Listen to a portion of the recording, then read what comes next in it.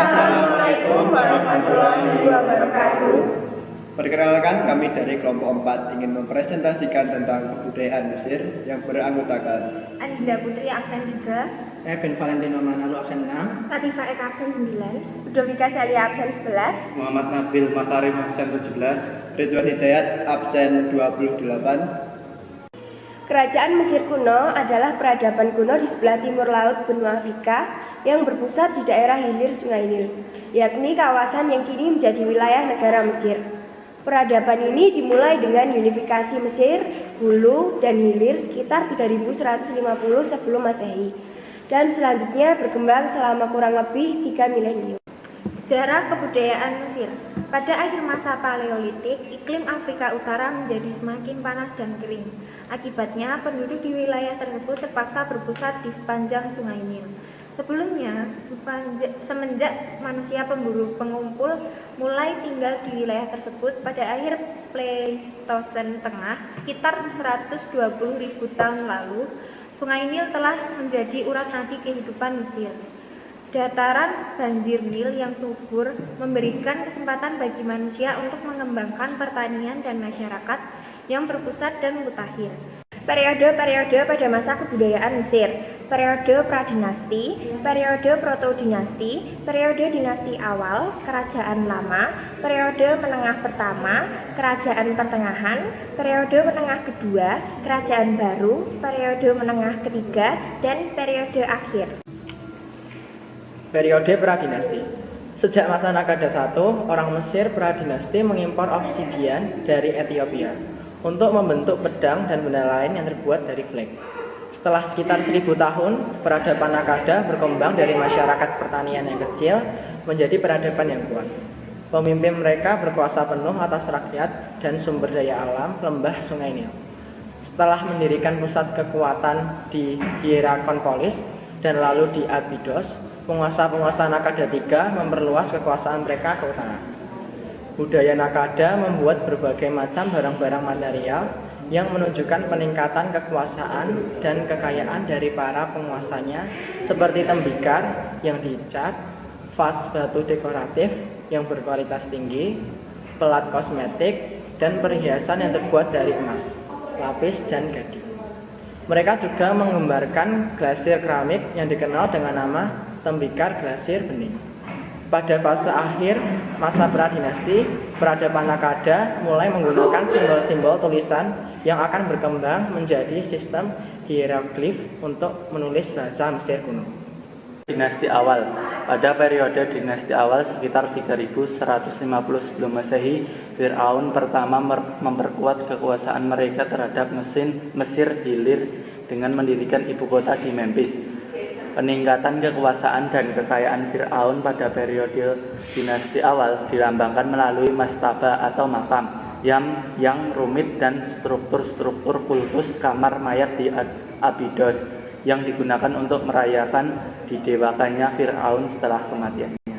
Kerajaan Lama. Pada akhir periode Kerajaan Lama, 5 abad berlangsungnya praktik-praktik feudal pelan-pelan mengikis kekuatan ekonomi Firaun. Firaun tak lagi mampu membiayai pemerintahan terpusat yang besar. Hal ini diperburuk dengan terjadinya kekeringan besar antara tahun 2020 hingga 2150 sebelum Masehi, sehingga Mesir kuno memasuki periode kelaparan dan perselisihan selama 140 tahun yang dikenal sebagai periode menengah pertama Mesir. Periode menengah pertama Mesir. Pada 2160 sebelum Masehi, penguasa-penguasa di Herakleopolis menguasai Mesir Hilir, sementara keluarga Intef di Tebes mengambil alih Mesir Hulu. Dengan berkembangnya kekuatan Intef serta perluasan kekuasaan mereka ke utara, maka pertempuran antara kedua dinasti sudah tak terhindarkan lagi. Sekitar tahun 2055 sebelum Masehi, Mentara Tebes di bawah pimpinan Mentuhotep II berhasil mengalahkan penguasa Herakleopolis, menyatukan kembali kedua negeri, dan mulai periode Renaissance budaya dan ekonomi yang dikenal sebagai Kerajaan Pertengahan. Firaun Kerajaan Pertengahan berhasil mengembalikan kesejahteraan dan kestabilan negara. sehingga mendorong kebangkitan seni, sastra, dan proyek pembangunan monumen. Mentuhotep II dan 11 dinasti penerusnya berkuasa dari Tebes. Tetapi Wazir Amenemhat I sebelum memperoleh kekuasaan pada awal dinasti ke-12 sekitar tahun 1985 sebelum Masehi memindahkan ibu kota ke Itsawi di Oasis Fayum. Dari Itsawi, Fir'aun dinasti ke-12 melakukan reklamasi tanah dan irigasi untuk meningkatkan hasil panen. Selain itu, tentara kerajaan berhasil merebut kembali wilayah yang kaya akan emas di Nubia. Sementara pekerja-pekerja membangun struktur pertahanan di Delta Timur yang disebut tembok-tembok penguasa sebagai perlindungan dari serangan asing. Periode menengah kedua, sekitar tahun 1650 sebelum Masehi, seiring dengan melemahnya kekuatan Fir'aun kerajaan pertengahan, imigrasi Asia yang tinggal di kota Avaris mengambil alih kekuasaan dan memaksa pemerintah pusat mundur ke Tebes. Di sana, Fir'aun diperlakukan sebagai vasal dan diminta untuk membayar upeti. Kerajaan baru. Sekitar tahun 1350 sebelum Masehi, stabilitas kerajaan baru terancam ketika Amenhotep IV naik tahta dan melakukan reformasi yang radikal dan kacau. Ia mengubah namanya menjadi Akhenaten. Ramses II naik tahta pada tahun 1279 sebelum Masehi.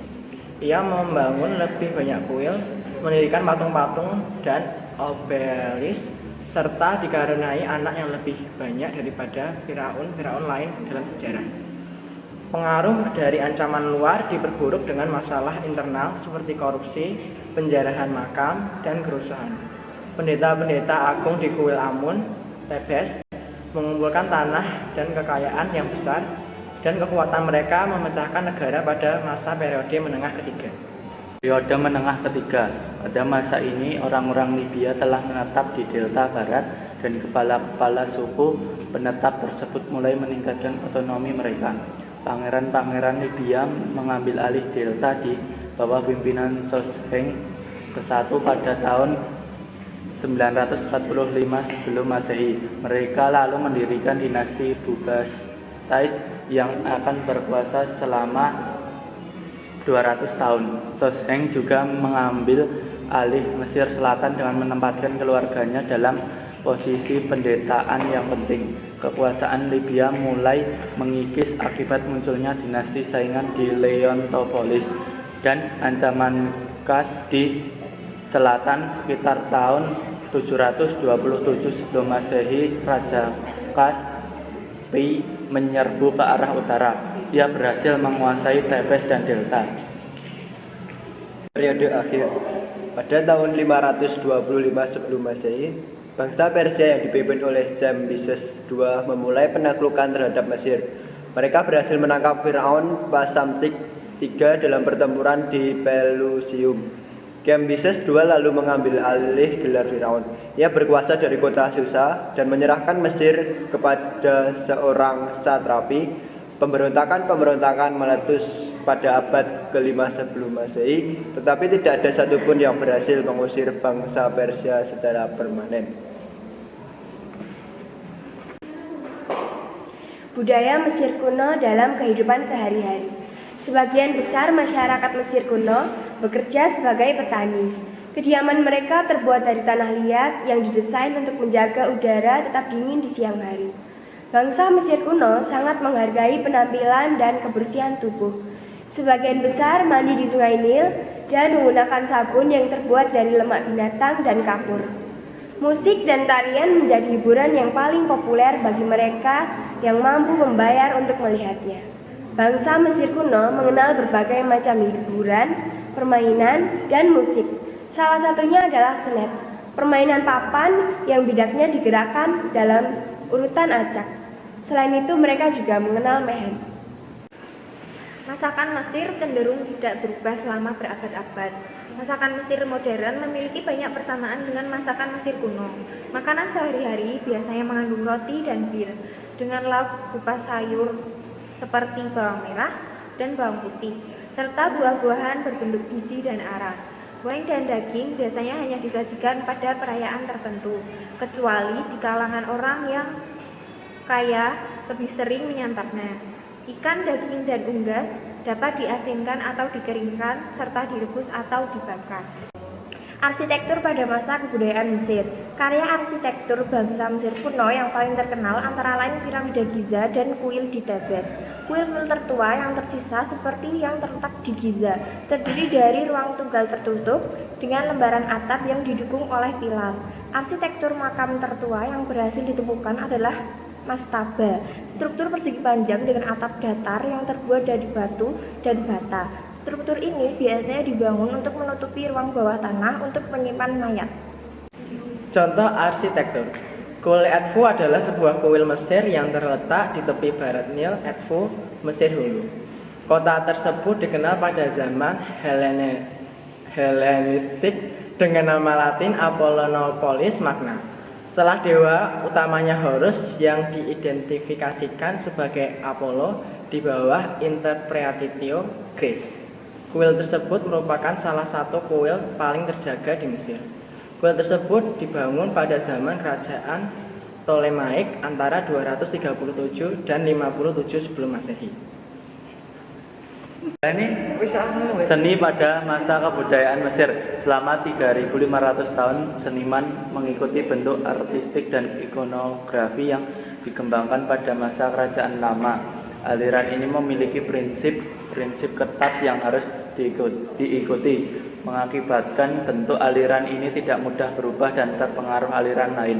Salah satu contoh perubahan gaya akibat adanya perubahan politik yang menonjol adalah bentuk artistik yang dibuat pada masa Amarna, yaitu patung-patung yang disesuaikan dengan gaya pemikiran religius Akhenaten. Gaya ini yang dikenal sebagai seni Amarna langsung diganti dan dibuah ke bentuk tradisional setelah kematian Akhenaten.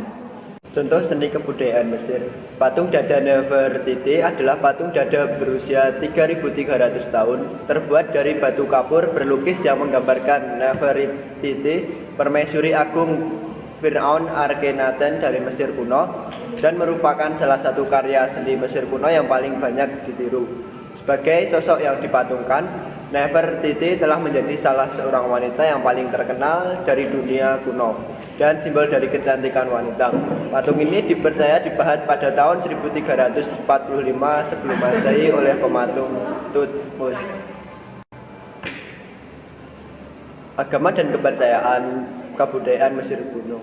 Kuil tidak dijadikan tempat beribadah untuk publik dan hanya pada hari-hari tertentu saja patung di kuil itu dikeluarkan untuk disembah oleh masyarakat. Masyarakat umum beribadah memuja patung pribadi di rumah masing-masing, dilengkapi jimat yang dipercaya mampu melindungi dari mara bahaya. Tujuan utama mereka yang meninggal adalah menyatukan kembali Ka dan Ba dan menjadi arwah yang diberkahi. Untuk mencapai kondisi itu, mereka yang mati akan diadili, jantung akan ditimbang dengan bulu kejujuran.